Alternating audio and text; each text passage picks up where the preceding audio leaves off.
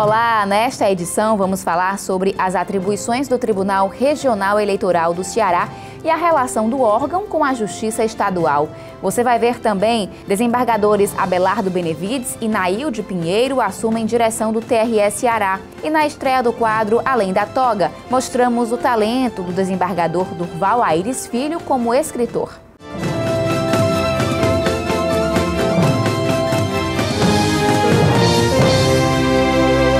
O desembargador Abelardo Benevides assumiu o cargo de presidente do Tribunal Regional Eleitoral do Ceará.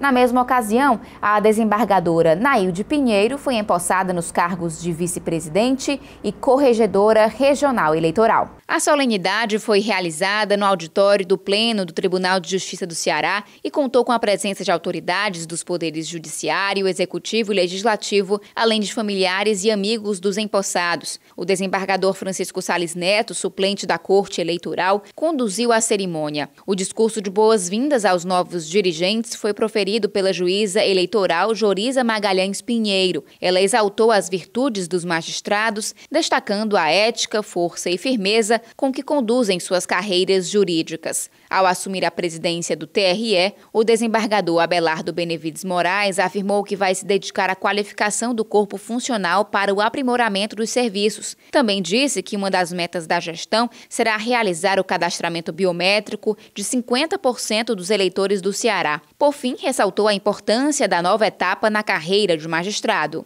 31 anos de carreira é mais uma missão que nós recebemos com humildade, né? Procurar utilizar a nossa experiência, mas sem perder de vista que nós temos muito que aprender ainda. Vamos devotar o que temos de melhor em prol da instituição eleitoral, engrandecer a instituição, justiça eleitoral, trabalhar e falo um trabalho sempre coletivo, ninguém faz nada sozinho. Após assumir a presidência do TRE Ceará, o desembargador Abelardo Benevides deu posse à desembargadora Maria Nailde Pinheiro Nogueira. A nova vice-presidente e corregedora regional eleitoral falou que a gestão será pautada no diálogo permanente com os juízes. Ela destacou ainda a importância do trabalho de rezoneamento. O TSE estabeleceu para que pudesse criar novas zonas, teríamos que fazer um estudo. Então nós observamos que existiam municípios que tinham uma densidade eleitoral elevada e não eram zonas, enquanto criou um eleitorado de 10 mil eleitores considerados zonas. Houve aqui uma readequação, tanto é que Itapipoca vai perder uma zona, levando esta zona de Itapipoca para Caucaia. Abelardo Benevides é natural de Mombaça, ingressou no TJCE em 2006 e atualmente preside a 3ª Câmara Cível. Ele foi eleito vice-presidente e corregedor regional eleitoral no último biênio e no início de 2015 passou a ser presidente interino do TRE Ceará no lugar da desembargadora Iracema Vale, que assumiu a presidência do Tribunal de Justiça. Natural do município de Aurora, a desembargadora Nailde Pinheiro integra o TJCE desde 2009, onde faz parte da 2ª Câmara Cível. Entre 2013 e 2015, ocupou a suplência da Corte Eleitoral e, em janeiro deste ano, assumiu a vice-presidência e a corregedoria interinamente, no lugar do desembargador Abelardo Benevides. Para as lideranças políticas do Estado, a experiência dos novos dirigentes do TRE será importante na condução do próximo pleito eleitoral. Melhor do que eles não podia haver, principalmente num pleito que provavelmente vai haver algumas mudanças dentro da reforma eleitoral que está sendo feito agora no Congresso, o que vai gerar algumas controvérsias, alguns problemas, alguns mal-entendidos e, portanto, não poderíamos estar em melhor situação do que com os dois à frente desse desafio. Terão a nobilíssima função de coordenar o pleito eleitoral que irá ser regido nos 184 municípios cearenses no próximo ano. O cumprimento com rigor, a fiscalização, a garantia da transparência, da eminência democrática num processo como esse é muito importante. Não tenho dúvida que a experiência, a seriedade, o respeito acumulado de ambos os desembargadores garantirão tranquilidade, muita seriedade na condução desse processo ao longo do próximo ano. O TRE tem cumprido um papel importante para a democracia cearense e agora ampliando os municípios que vão ter a biometria E, inclusive, nós estamos fazendo o próprio Estado ajudando também na parte dos estagiários que vão contribuir nesse processo no interior. Então, esse próximo mandato assumido aí pelo grande desembargador Abelardo terá um papel fundamental para as eleições de 2016 e para as eleições de 2018 também.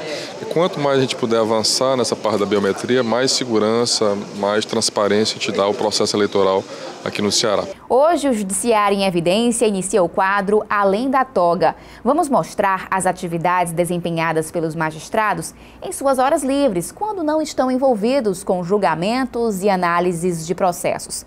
Nesta edição, nosso personagem é o desembargador e escritor Durval Aires Filho.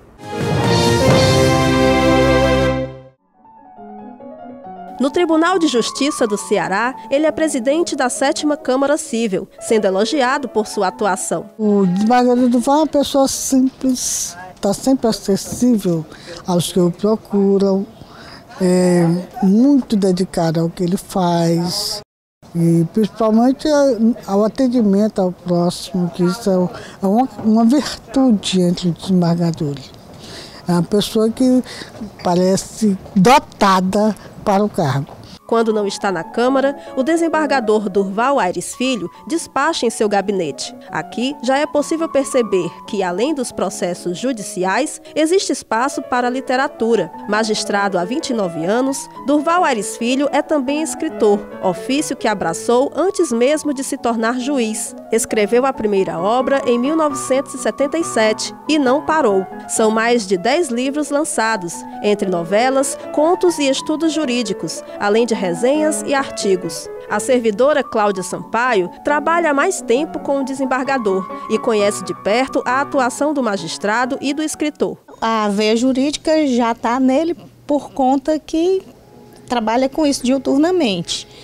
E ele adora ver outras coisas, outras histórias. É bem notório como ele trabalha, como essa perspectiva dele do ser humano, numa visão bem real, bem atual e numa linguagem bem coloquial. Em casa, o desembargador Durval Aires Filho encontra o ambiente ideal para escrever. A paixão pelas letras vem de família. O interesse começou desde muito cedo, ainda na infância, porque o meu pai era jornalista e ele trazia muitos jornais por dever mesmo de ofício.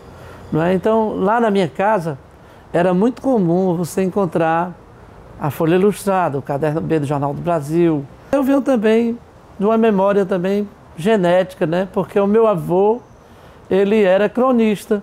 Ele fazia crônicas para um programa radiofônico semanal em Juazeiro do Norte, onde ele falava sobre a história do Padre Cícero Romão Batista. Conciliar a vida de magistrado e de escritor não é tarefa fácil, mas Durval Aires Filho conseguiu realizar um objetivo de longa data: editar 2 obras inéditas deixadas pelo avô. Quando eu assumi a comarca, lá na região do Cariri, eu fui visitar em Juazeiro do Norte a minha avó, ainda era viva. E ela disse: olha, meu neto, eu tenho um presente para lhe dar. Ela, sabendo que eu gosto de cultura, né? De arte, cultura, literatura, eu tenho um presente. E ela me deu uma bolsa de couro, onde tinha 2 originais de um livro escrito pelo meu avô, não é? Eu guardei esses originais, não é? Durante muito tempo, porque eu abracei a carreira jurídica e não sobrava tempo. Quando eu cheguei na capital, eu disse: não, eu agora vou procurar aquela pasta de couro que a minha avó me presenteou. Passei um ano passando por Word, né? Evidentemente, adequando o livro e fazendo laboratório, não é? Quer dizer, cada frase que o meu avô dizia, eu ia atrás da literatura correspondente, da bibliografia correspondente, para ver o que é que ele estava escrevendo. Incansável, Durval Aires Filho está preparando mais 2 livros que serão publicados até o final do ano. Entre eles está uma novela policial, que também será adaptada para o cinema. O roteiro é assinado pelo desembargador. A inspiração para a história vem da experiência como magistrado. Quando eu escrevi o meu primeiro livro, que foi O Homem do Globo e Outras Histórias, que é esse livro aqui, não é? Eu me inspirei numa história que recolhi enquanto juiz do interior do Ceará, que é uma história em que marca a gênese do artista de circo. Então eu me inspiro dentro do cotidiano, né? As causas de uma maneira geral que chegam até a mim, não é? Porque eu pego em primeiro lugar, não é, a matéria-prima de todas as distorções da humanidade mesmo. O crime, a violência, não é? A esperteza, né, dos contratos. A versatilidade da obra de Durval Aires Filho, tanto na literatura quanto na área jurídica, fez com que ele fosse eleito integrante da Academia Cearense de Letras. A posse ocorreu em 10 de junho deste ano. Foi um sonho meu, porque, primeiro, o meu pai era daquela casa, né? Meu pai ele ocupou a cadeira número 27, não é? Depois, quando vagou a cadeira dele, eu não me sentia maduro para ir para uma academia, não é? Aí vim para a capital, não é? Publiquei esse meu primeiro livro, que foi em 2008, não é? Depois publiquei outros livros, não é? E concorri a essa vaga, a vaga do Arthur Eduardo Benevides. Mas aí eu, para justamente cumprir um sonho, olha, meu pai estava lá. O meu pai foi a minha melhor influência e o meu melhor professor, não é? Por que eu não estaria lá também, se eu, na verdade, vamos dizer, fui um bom aluno? Conectado com as novas tecnologias, Durval Aires Filho utiliza as redes sociais para divulgar o trabalho. Ele também criou o blog onde escreve suas impressões sobre justiça, literatura e cinema.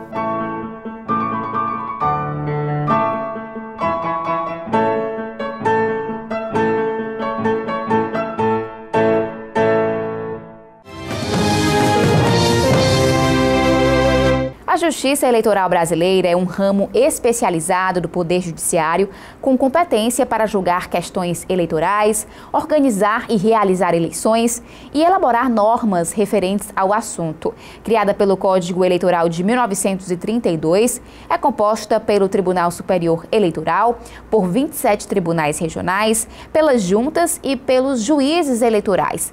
Para saber mais sobre as atribuições do Tribunal Regional Eleitoral do Ceará, nós convidamos o desembargador Abelardo Benevides, recentemente empossado como presidente do órgão. Seja bem-vindo. Obrigado. Desembargador Abelardo, a Justiça Eleitoral não possui quadro próprio de magistrados. Como é feita a composição dos membros? Tem os servidores de carreira, mas os julgadores e os outros agentes auxiliares são, digamos assim, emprestados das outras instituições. Então ele é composto de 2 desembargadores do Tribunal de Justiça do Ceará, 2 juízes de direito dentre os juízes estaduais, 1 juiz federal e 2 membros que nós chamamos juristas dentre advogados. Os juízes da corte, no 2º grau, no TRE, eles podem ficar até 4 anos. Nas comarcas diferentes, tanto os promotores quanto os juízes, porque uma comarca onde atue um só juiz, então ele pode ficar há N anos, mas a comarca que tenha mais de um juiz, então há um rodízio. E desembargador, em que casos os juízes estaduais atuam como juízes eleitorais? Olha, quase sempre. Existe a comarca e existe a zona. A zona onde tem um cartório eleitoral com servidores e é comandada por um juiz. Então, aquele cartório eleitoral, aquela zona é sempre conduzida por um juiz de direito da Justiça Eleitoral. Então, aí sim, cada 2 anos há uma troca nessa posição, se houver mais de um juiz na comarca. E como são formadas as juntas eleitorais e quais as atribuições? Essas pessoas são recrutadas para trabalhar no dia da eleição e mais destinada à apuração. O próprio maquinário já expede aquele extrato, o total, e a junta, que é presidida pelo juiz, chancela, assina e remete isso através de sistemas eletrônicos para a sede do TRE, onde é feita a totalização. Isso em caso de eleições estaduais e federais. Porque em eleição municipal, o próprio juiz faz a totalização na sua zona. Hoje o trabalho da junta já não é tão visível depois do advento da urna eletrônica. Porque se houver um problema numa urna, vai-se para a urna comum, aquela de lona, a cédula. E aí sim, a junta conta voto por voto. Desembargador, a Constituição Federal estabelece as atribuições da Justiça Eleitoral. Entre elas estão a impugnação de mandato eletivo e a suspensão de direitos políticos. Em que casos isso ocorre? Há uma gama muito grande de circunstâncias onde pode haver a impugnação de mandato eletivo, tanto por parte do Ministério Público, como por parte daquele candidato opositor pelo partido. Qualquer violação às regras eleitorais, seja crime, seja caso de contas desaprovadas, todas essas infrações ao nosso ordenamento jurídico permitem que a parte contrária ou o Ministério Público entre com a ação. Então, dependendo de quem seja, ou seja, de um vereador, de um prefeito, deputado estadual, federal, senador, presidente da República, há um fórum apropriado. O prefeito ou vereador, essas ações são entradas nas zonas eleitorais, nos municípios. Já se tratando de governador, senador, essas ações são entradas diretamente no Tribunal Regional Eleitoral, seja pela Procuradoria Regional Eleitoral, seja pelos partidos ou coligações, através de advogado. Mas o cidadão, ele provoca o que nós chamamos a notícia crime. Ele dá a notícia, ele pode oficiar para qualquer autoridade, normalmente o Ministério Público Eleitoral, ele pode ir à polícia, lavrar um BO, né? Pode procurar o Ministério Público, que às vezes colhe o depoimento dele e a partir dali desencadeia a ação respectiva. É muito importante o papel do eleitor também nesse sentido. Se uma pessoa é condenada por improbidade administrativa na Justiça Estadual, isso gera efeitos na Justiça Eleitoral? Sim, pode gerar. As condenações, seja matéria de improbidade, seja matéria criminal, quaisquer daqueles crimes, né, contra a administração pública e o mais, tramitam na Justiça Estadual, alguns outros na Justiça Federal. Mas quando se tem uma decisão, uma condenação, o julgador é obrigado a comunicar à Justiça Eleitoral. Então eles mandam a cópia da sentença, comunicam ao TRE, se for o caso, em nível de segundo grau, o TRE já adota providências. Se for um caso de comarca, o juiz, o TRE, manda baixar para que o juiz da comarca faça aquela anotação e aquele ali pode gerar o quê? Uma impugnação. Aquela pessoa que foi condenada pode deixar de ser candidato. Há uma ação na base, vamos dizer, você indagou a questão da improbidade. Um promotor entra com ação contra determinado político, contra determinada pessoa, empresário, servidor público, com ação de improbidade. Ele é condenado ali na origem, pelo juiz da comarca. Até aí, ele está elegível. Mas, se essa condenação for ratificada pelo tribunal, por um órgão colegiado, ele já fica inelegível. Isso aí decorre da chamada Lei da Ficha Limpa, que trouxe essa norma. Antes, só depois que se transitava em julgado, ou seja, N anos, quando passava por todos os tribunais, podia chegar até ao Supremo Tribunal Federal e aquele indivíduo ainda estava lá se candidatando, porque não havia uma decisão definitiva. Agora não. Se essa decisão for lançada por um tribunal, seja ele da ordem eleitoral, Justiça Estadual, Federal, TRF, qualquer tribunal, um órgão colegiado, inclusive um Tribunal de Contas. Então a pessoa, aquele indivíduo, aquele cidadão, fica inelegível. Quais os principais crimes contra a administração pública e quais as penas para os infratores? Talvez o mais comum é o peculato. É o peculato, né? A apropriação de valores públicos. Então, a pessoa que é condenada nessa situação, você vê até pelo lado ético, não merece exercer uma função pública. Quem foi condenado lançando mão do dinheiro público. Então, gera uma inelegibilidade. São 8 anos. O Judiciário em Evidência faz agora um breve intervalo e daqui a pouco volta para falar sobre as parcerias realizadas entre o TRE Ceará e a Justiça Estadual. Até já! Estamos de volta para falar sobre a Justiça Eleitoral. O nosso convidado é o desembargador Abelardo Benevides, presidente do TRE Ceará. Desembargador, recentemente a Escola Superior da Magistratura do Ceará firmou o termo de cooperação com o TRE e o Ministério Público para a realização de cursos voltados às eleições de 2016. Qual o público-alvo desses cursos e o que será abordado?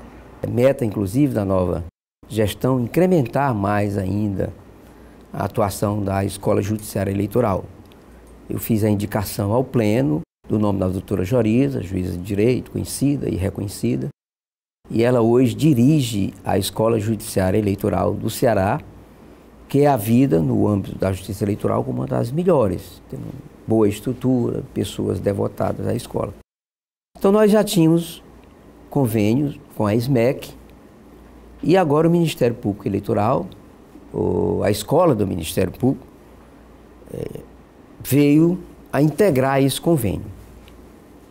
Essas três instituições juntas podem realizar uma série de eventos em proveito da atividade eleitoral. Nós estamos na iminência da eleição municipal. Próximo ano vai ser um ano animado nos municípios com eleições municipais.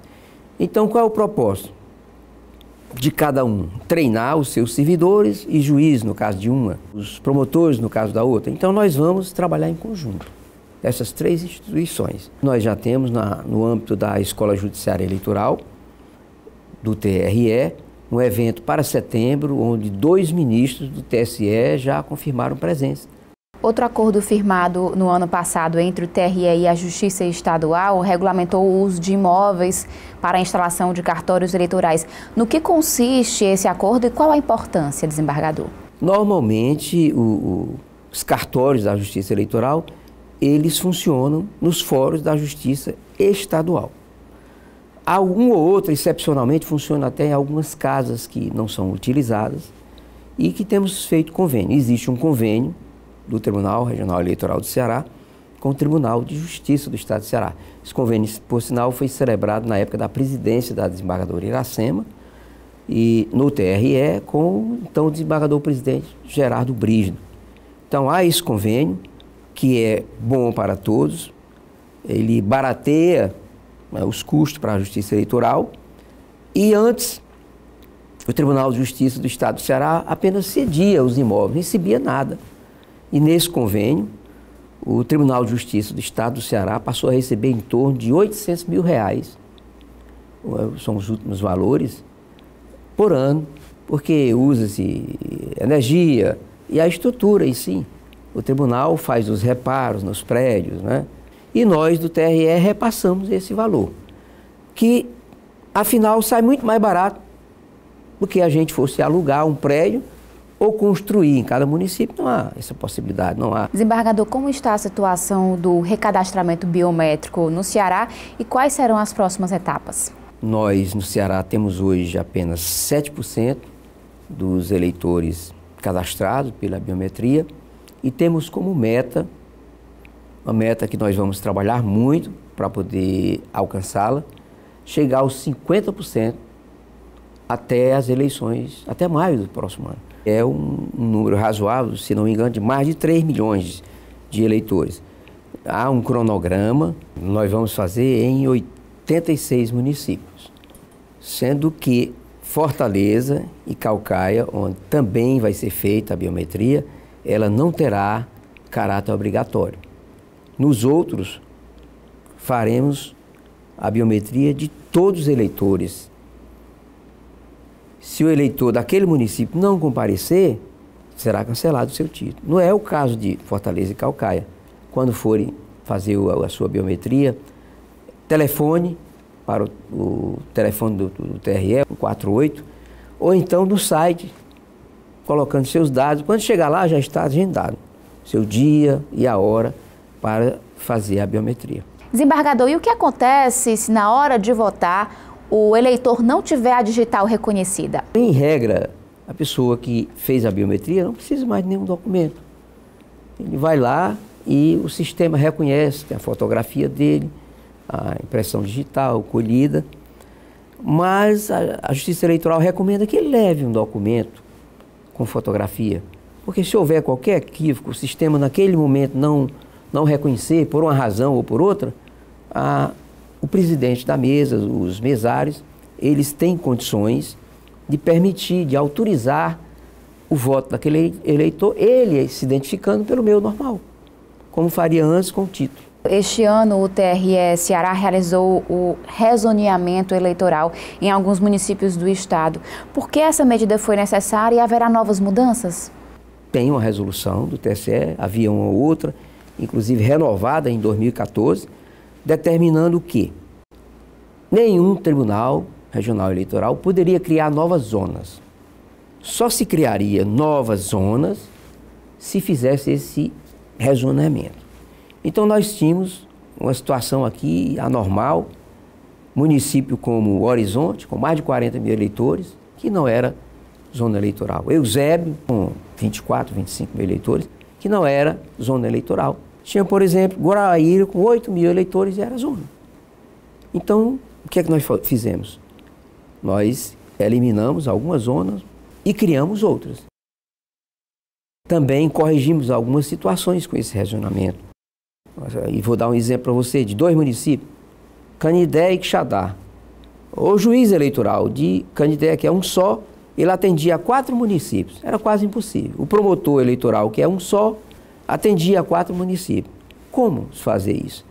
No dia da eleição, nós mandávamos o juiz de Fortaleza. Né? De alguma forma ajudava, mas eles tinham um problema enorme. Então nós tiramos um município de cada, fixamos critérios objetivos, municípios que têm mais eleitores, observando inclusive as distâncias de um município para outro.